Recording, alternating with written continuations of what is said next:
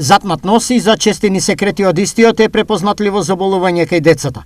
Причините е подолгиот престој на децата во затворени простории каде нема промена на воздухот, близина со други заболени деца, како и недоволно одржување на личната хигиена.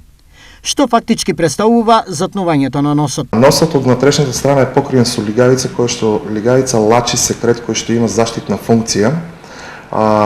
И при контакт на слузницата со различни агенти, тогаш се предизвикува локален оток на истата, зголемување на количеството на секрет и промена на бојата на секретите.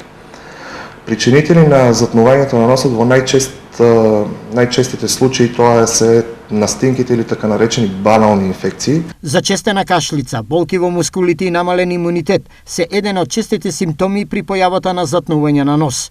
Кои се препораките? Терапијата никогаш да не се започнува со системски антибиотик.